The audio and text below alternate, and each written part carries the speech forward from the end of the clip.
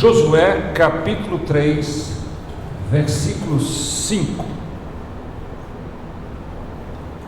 Disse Josué ao povo: santificai-vos, porque amanhã o Senhor fará maravilha no meio de vós. Amém. Vamos orar. Ó Deus, obrigado pela leitura da Tua palavra, pelo livre acesso a ela. Obrigado, Senhor, por termos essa liberdade, este privilégio que muitos não têm, e que não sejamos negligentes a respeito disso, Senhor, de termos o privilégio, a liberdade de ouvir, de acessar a Tua palavra. Ao contrário, sejamos diligentes na busca da verdade, que é revelada através da Tua palavra, através do Teu Evangelho. Precisamos aprender a ouvir, sim. Precisamos aprender a buscar, a meditar, a compreender, e não apenas escutar distraidamente. Precisamos dar atenção, atentar a Tua palavra às nossas vidas. Precisamos ouvir a Tua voz que nos consola, nos conforta, nos fortalece. Quantas vezes nós temos ouvido vozes estranhas? Essas vozes estranhas nos levam a essas decisões mais estranhas ainda. Essas decisões nos levam às consequências que nós não gostaríamos e não gostamos de viver. Mas somos Teu povo. E se somos Teu povo, se somos ovelha do Teu pastoreio, é a voz do Senhor que devemos ouvir. Fala conosco, fala conosco, em nome de Jesus, amém.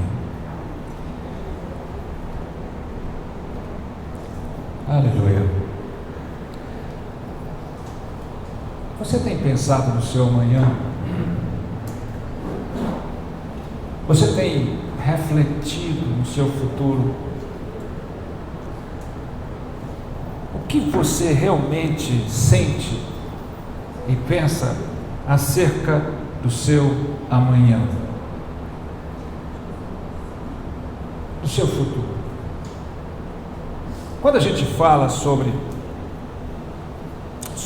o amanhã, sobre o futuro, se a gente pensar nas pessoas mais jovens, é mais fácil, ainda que nem todos fazem isso, mas é mais fácil o jovem ele ter sonhos, planos, pensar, né? Sonhar com muitas coisas. E não é difícil para os jovens se encher de planos, de projetos, de sonhos. Mas o que realmente acontece com as pessoas de maneira geral, que elas não têm a devida expectativa pelo amanhã.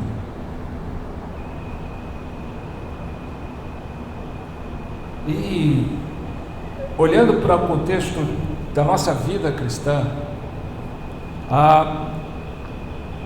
o sinal de uma verdadeira comunhão com Deus passa também por aí. O sinal do nosso crescimento espiritual, da nossa comunhão com Deus, com as suas promessas, passa por aí. Ou seja, passa pelo fato de eu acreditar mais no amanhã, no futuro, do que no passado e no presente. Para aquele que tem a comunhão com Deus sendo cada dia mais intensa, mais verdadeira, mais crescente, o melhor está por vir. O amanhã não é apenas uma promessa distante, ele é uma expectativa. Ele tem que se tornar uma expectativa e não apenas algo distante de nós. O problema é que, voltando ao texto aqui, é muito difícil para um povo como este, que viveu 40 anos, depois de 40 anos, peregrinando pelo deserto, rodeando, dando voltas e mais voltas, sendo que eles poderiam atravessar esse deserto, saíram da escravidão do Egito, e atravessar esse deserto até a terra da promessa, eles levariam por volta de 11 dias, eles tiveram que fazer em 40 anos. E 40 anos de peregrinação no deserto faz muito mal, cobra um preço muito alto da expectativa. Para este povo, o amanhã poderia ser apenas mais um dia como outro qualquer. Um dia como outro qualquer. Isso pode acontecer na vida de cada um de nós. Muitas vezes passamos por tantas coisas na vida, enfrentamos tantas situações, atravessamos momentos de tanta desesperança, desilusão, que o amanhã se torna apenas mais um dia.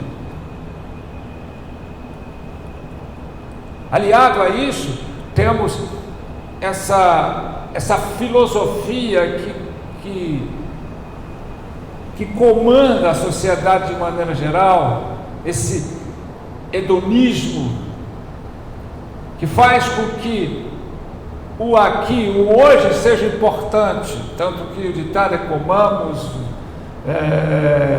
vivamos, brincamos, façamos tudo aqui hoje, porque amanhã morreremos.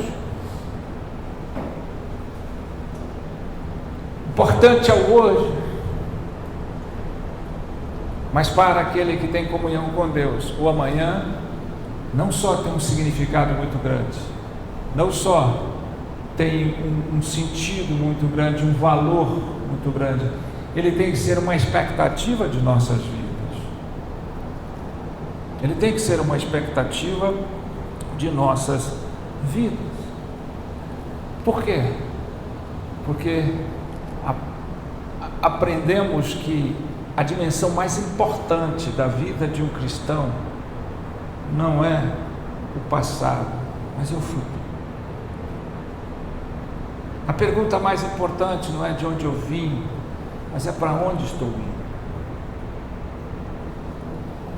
Olhar para frente sempre foi a chamada às nossas vidas, né? E as promessas de Deus não estão apenas a respeito da eternidade, da glória, mas quando eu tenho a perspectiva da vida eterna, todas as promessas de Deus, elas passam a ter um sentido melhor para mim agora. Então, essa é a pergunta que a gente não pode deixar de fazer, né? Como você se sente com o seu amanhã, com o seu futuro? Qual a sua expectativa diante disso? São tantas as pessoas nas suas vidas pessoais, profissionais, conjugais. Há tantas pessoas que muitas vezes nos seus relacionamentos já acham que não tenho expectativa mais, mas se ficar assim já está bom. Não tenho mais nenhuma ilusão, nenhum sonho, nenhuma expectativa. Nós vivemos e devemos viver debaixo das promessas de Deus. E é isso que simboliza a Canaã, a terra da promessa. A terra da promessa. Ou seja, uma terra aonde alcançamos o melhor das promessas de Deus. É isso que simboliza a nossa Canaã, uma combinação de todas as promessas de Deus. Depois de tanto tempo rodeando em si mesmo e vivendo o deserto simboliza toda aquela aridez, toda aquela dificuldade que você atravessa na vida, mas em busca da promessa de Deus, chega sempre o amanhã. Amanhã. Santificai-vos, porque amanhã o Senhor fará maravilhas. Muitas vezes nós não temos atentado pela promessa de Deus. O que significa isso? É claro que não significa Canaã apenas um lugar, apenas uma terra física que você possa se assentar e dizer que é sua, livre da escravidão, livre do domínio do Egito, e agora uma terra que você pode chamar de sua, que você pode ter uma identidade, mas é muito mais do que isso. Para nós que olhamos não apenas desse aspecto, mas de maneira espiritual, a Canaã representa a plenitude espiritual, a maturidade espiritual, o alcance de todas as nossas potencialidades que vem de Deus, a capacidade de enxergar com muito mais clareza, a força interior, a maturidade, a perseverança, a força que emana, a coragem que emana do trono de Deus, é alcançar um nível de vida, de percepção, de maturidade, de transformação, de santidade, de excelência que Deus nos prometeu. Uma maneira de enxergar a vida, um estilo de vida totalmente diferenciado. Porque não é só conquistar uma bênção, não é só realizar um sonho, é alcançar um nível de excelência de vida que Deus prometeu na sua palavra, um nível de transformação, de crescimento. Essa é a nossa Canaã, essa é a grande maravilha de Deus, né? E aliado a isso estão as conquistas, as realizações, como o apóstolo Pedro, no discurso que ele fez no Pentecostes, ele lembrou a profecia de Joel: vossos velhos sonharão sonhos, vossos jovens terão visões. Aí você pensa assim, mas velho pode sonhar? Velho está só contando a contagem regressiva da morte, porque já estou velho, não posso mais. É isso que muda. Velhos sonharão sonhos. Você está cheio do Espírito Santo de Deus, não está limitado pela idade, não está limitado pelo físico, não está limitado pelas circunstâncias. Você está cheio do Espírito de Deus e tudo se torna muito mais possível. Não sou jovem, mas jovem que tem essas ilusões, eu não tenho mais, não tem isso. Viver uma vida mais plena, um casamento mais pleno, viver com mais intensidade, poder se tornar mais instrumento de Deus, tudo isso é Canaã. Viver a liberdade verdadeira que o Senhor nos dá, viver mais desvinculado, desvencilhado do egoísmo, do egocentrismo, do orgulho, e ter um padrão de vida totalmente diferenciado. Isso é Canaã. Isso é Canaã. Um crescimento, uma mudança de mente, uma mudança de visão, uma mudança de sentimento, uma mudança de vida completamente oposta à que o mundo vive. Isso é a nossa Canaã, isso é a terra da promessa, de possibilidades, porque oportunidades o mundo dá, mas possibilidades Deus dá. O próprio Josué, você lembra que Josué e Caleb foram os únicos que neles houve outro espírito, e por isso Deus o preservou quando eles espiaram a terra da promessa, enquanto os outros viam só dificuldades e viam só o contrário. Eles viram a bênção de Deus, a riqueza de Deus, e eles disseram: o Senhor Deus nos fará conquistar isso. É claro que Deus mandou eles ver. Deus não falou assim: olha lá e vamos ver se vocês conseguem alcançar isso. Deus mostrou: é isso que eu vou dar a vocês. porque a obra é de Deus, porque Ele começa e Ele completa. Veja Caleb, quando tinha 85 anos, aqui ainda não, quando ele chega na Canaã, 85 anos, né? Fala, não, fica aí que nós vamos conquistar para você.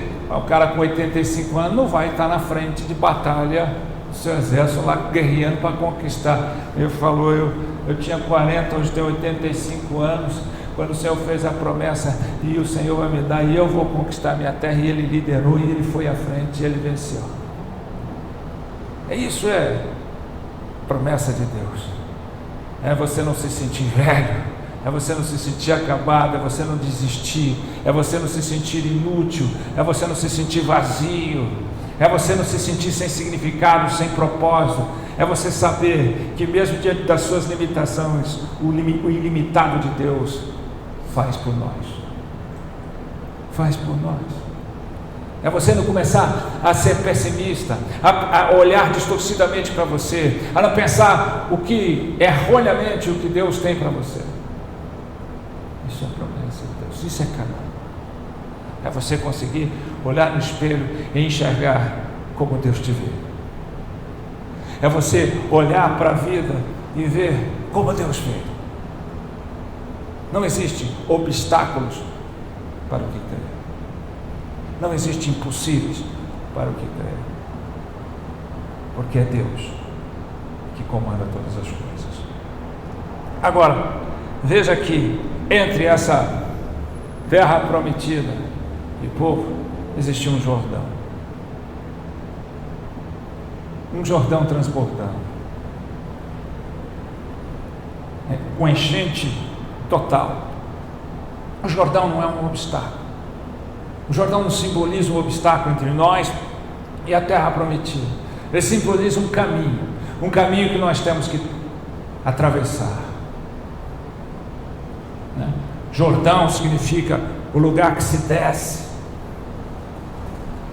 Ou seja, você tem que se humilhar, você tem que descer do seu pedestal, da sua autossuficiência, porque esse é o problema. Você não alcança a promessa de Deus, você não alcança o amanhã que Deus prometeu pela sua suficiência, pela sua capacidade, pelas suas mãos. É Deus que te dá. Você precisa crer, você precisa se humilhar, você precisa se render, você precisa se entregar a Ele.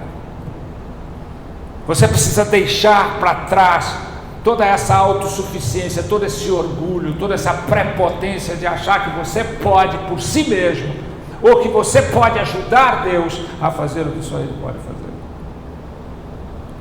Isso simboliza o Jordão. Então você desce, você se humilha, e a palavra de Deus diz que os humilhados serão exaltados.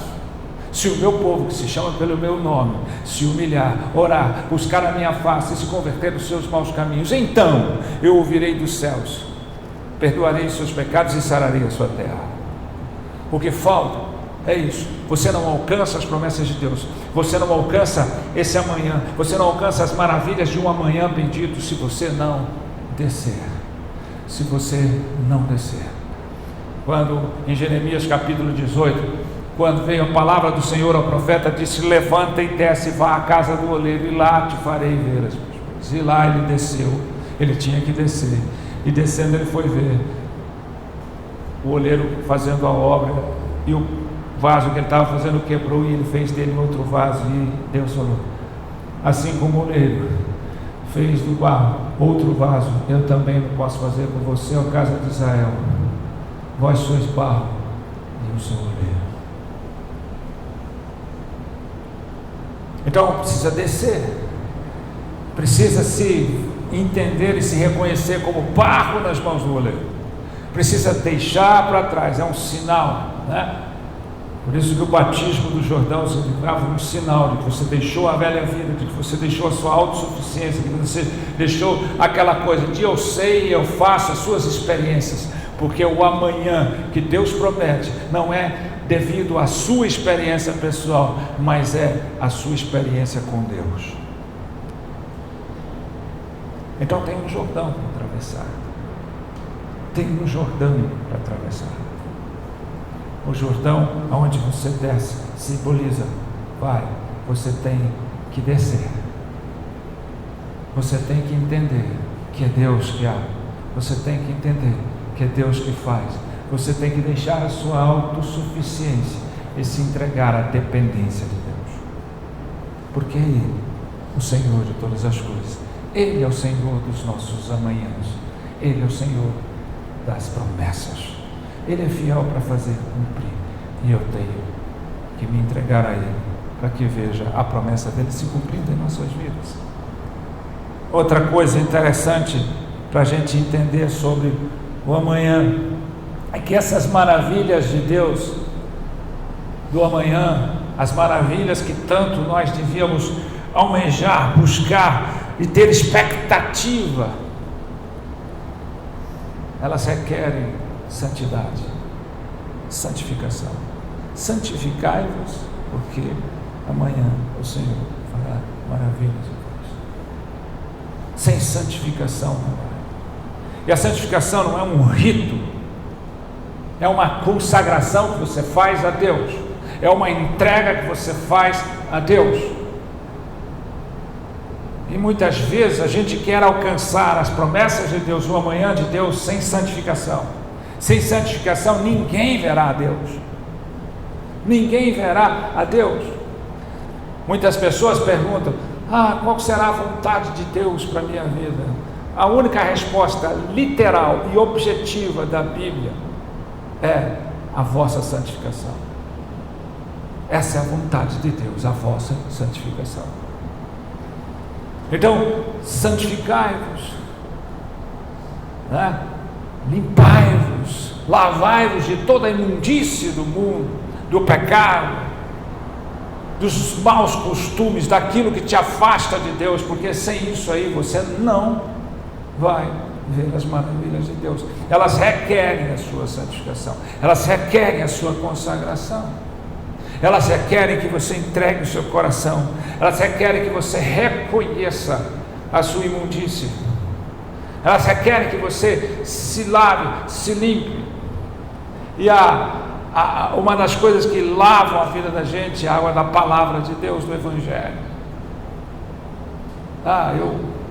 Nesse liberalismo religioso que muitos têm vivido hoje, acho que eu posso alcançar as promessas de Deus, acho que eu posso alcançar as bênçãos de Deus do jeito que eu estou, Deus me ama do jeito que eu sou.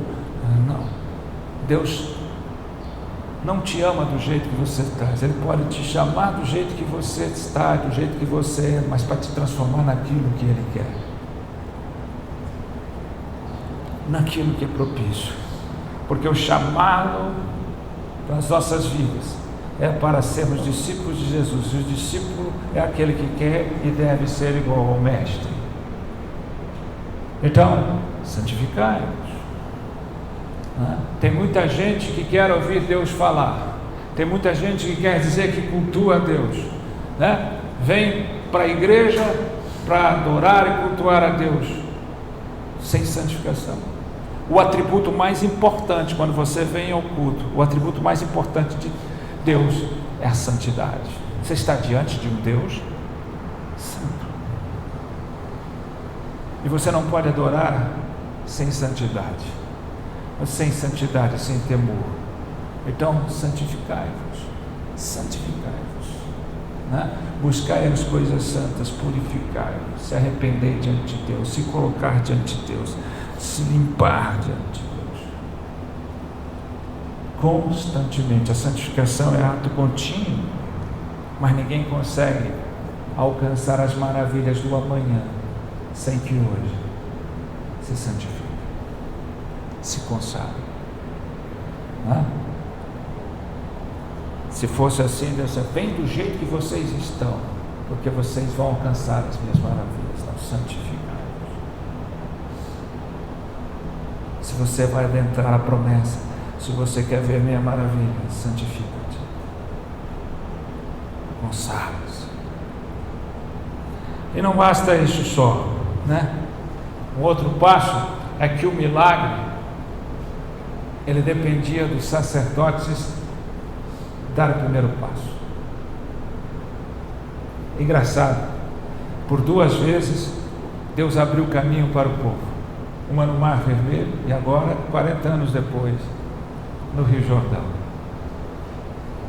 Né? No Mar Vermelho, quando ele abriu, ele apenas abriu e o povo foi. Não teve nenhum tipo de ação do homem. Né? O faraó vinha atrás, tinha montanhas e rochas e obstáculos dos lados, e tinha um mar inteiro à frente, mas Deus abriu caminho pelo mar.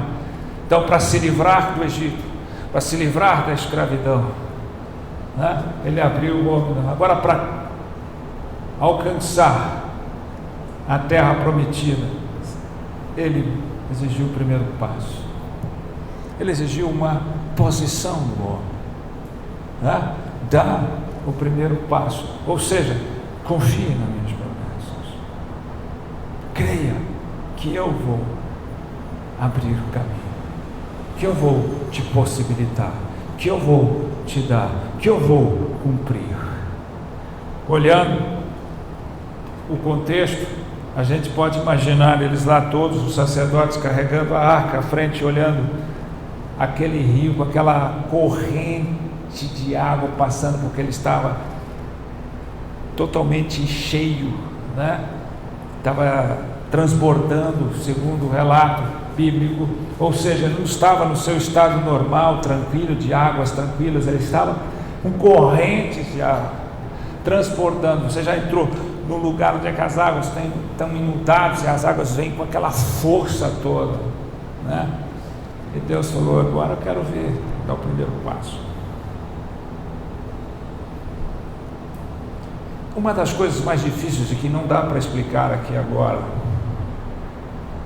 e que eu quero estar comentando sempre com vocês, é porque é inegável e inquestionável a questão da soberania de Deus.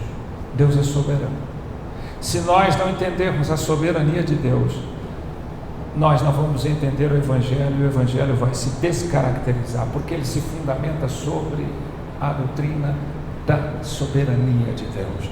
Deus é soberano, Deus determina tudo, Deus preordena tudo, Deus, seu propósito, seus planos jamais podem e jamais serão frustrados. Ele determina lá na eternidade passada, ele escolhe, ele elege, ele predestina, ele determina e preordena todas as coisas. Deus é onipotente, onisciente, onipresente.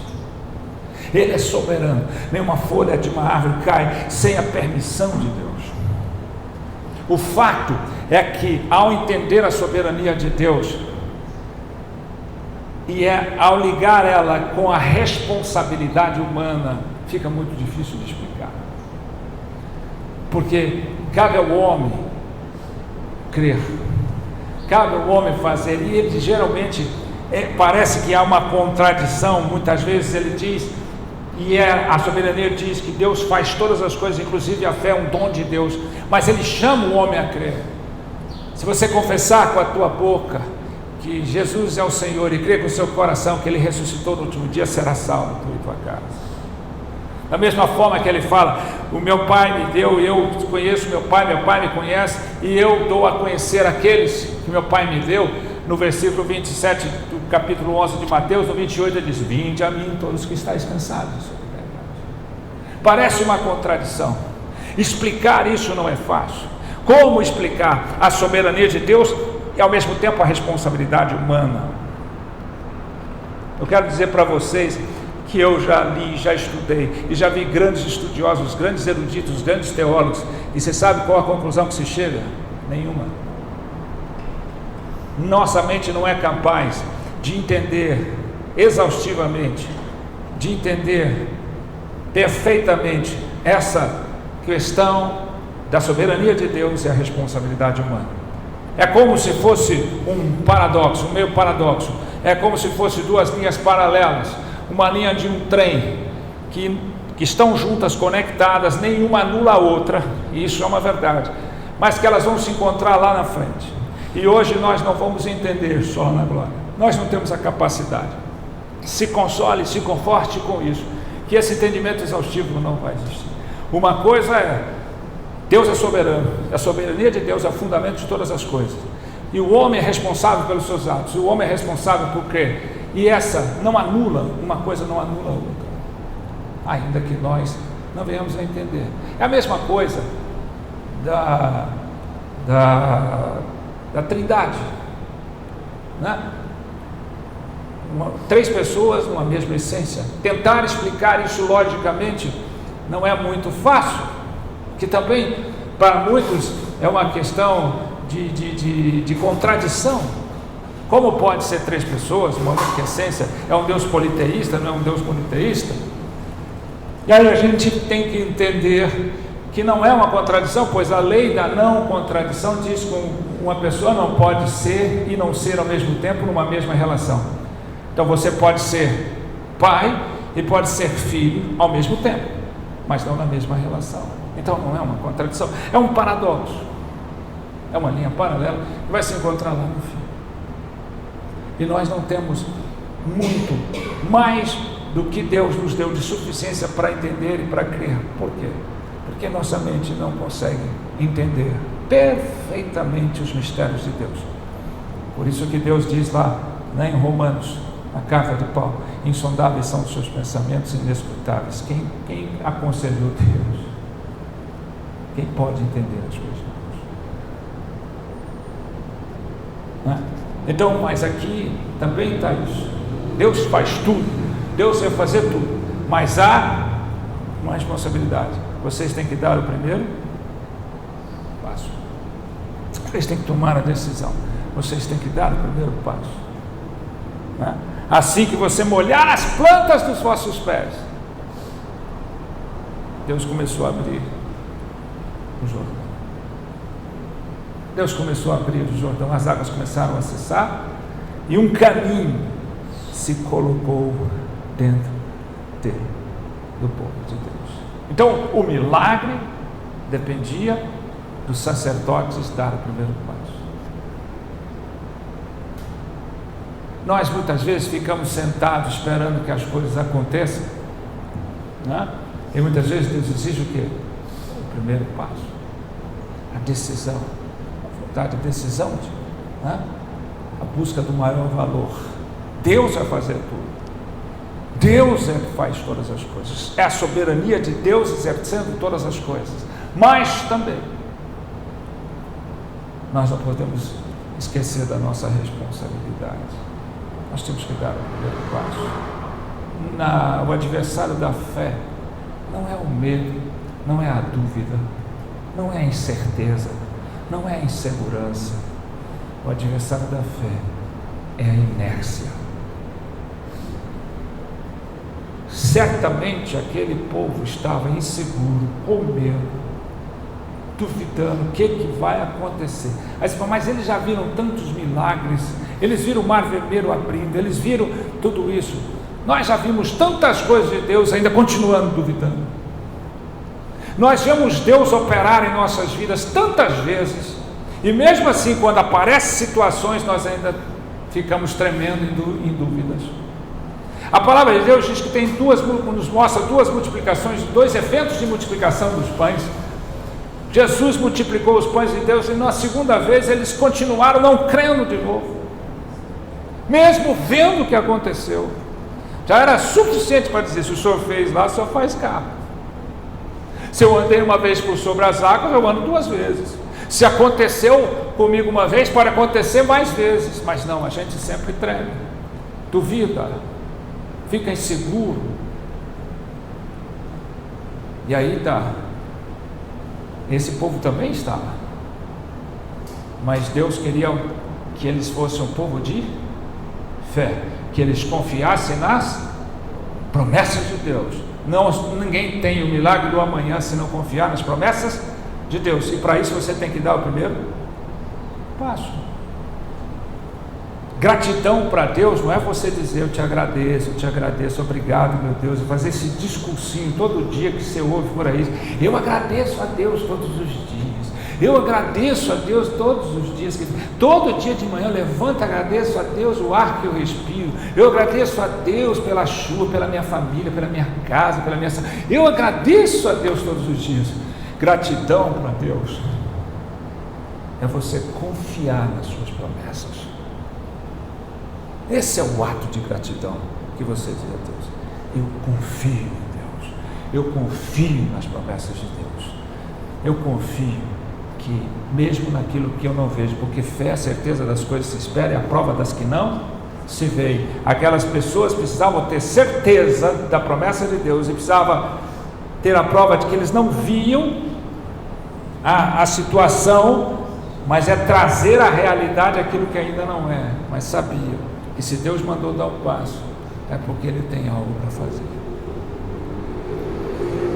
Outra coisa importante, assim que eles colocaram os passos, assim que os sacerdotes colocaram a planta dos pés na água corrente e forte do Jordão naquele momento, as águas começaram a baixar de cima, do outro lado, e elas começaram a parar de descer, e um caminho foi se abrindo para que eles passassem todos em segurança, todo aquele povo, toda aquela multidão. E quando eles terminaram de passar, eles fizeram o quê?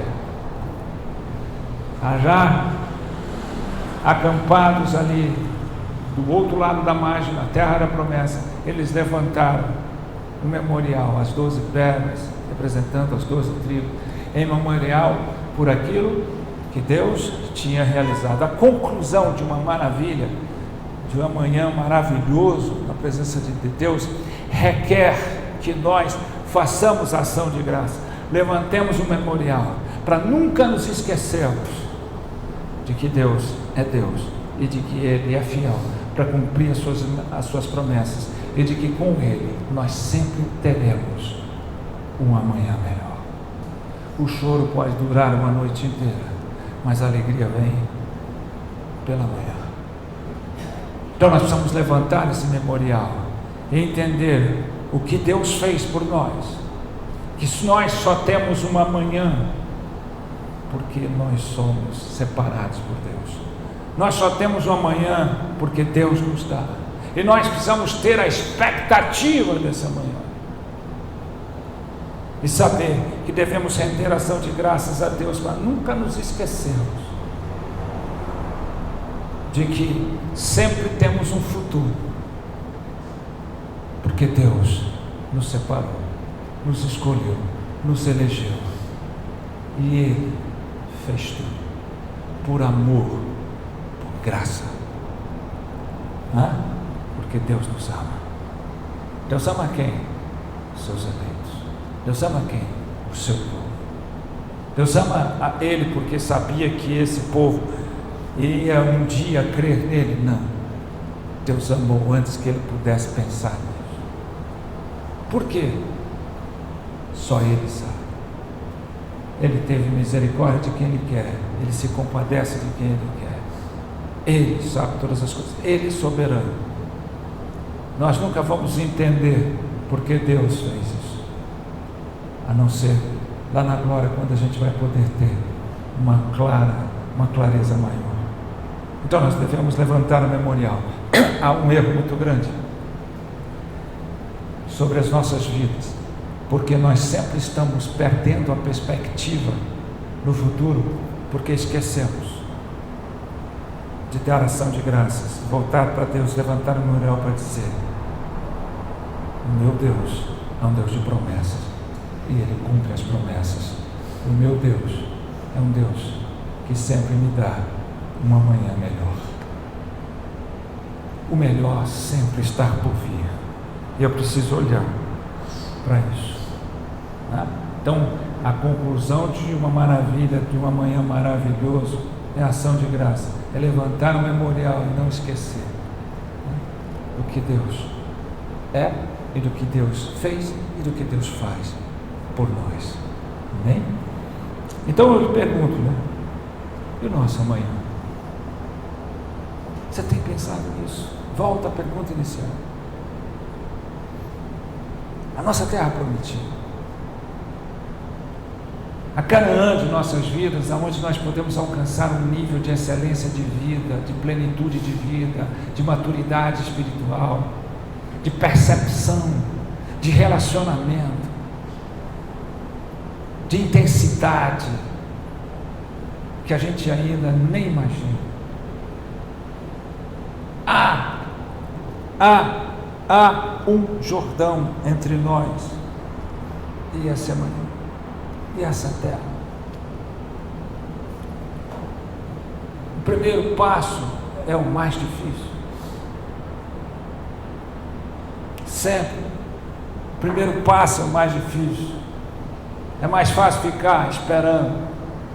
Está parecendo aquelas mulheres que querem ter um corpo fitness, que querem ter aquela barriguinha sarada, mas querem ter sentado, pagando alguém para fazer ginástica, esperando que aconteça milagrosamente, assim, uma mágica. Eu quero ter vontade de ficar magrinho, vai lá para, faz uma dieta, vai para a academia. Não, eu não gosto. Eu quero ter, mas eu quero ter sem fazer nada. É uma ilusão. O primeiro passo é difícil, mas o resultado lá na frente vai ser satisfatório. Precisamos dar o primeiro passo para alcançar o amanhã maravilhoso com Deus. Precisamos tomar essa decisão. Precisamos verdadeiramente tomar decisão corta do menor valor para o maior. Quando Josué mesmo, disse para o seu povo, no livro de Josué você vê isso, servir ao Senhor com temor, com sinceridade, com integridade. Se não te parece bom servir ao Senhor, decidas a quem se vai, seus deuses além do Jordão, os deuses dos heteus, dos heveus, dos amorreus, os deuses dos vossos pais, da tradição. Decida, escolha. Porém, eu e a minha casa serviremos ao Senhor. Veja quem tomou a decisão.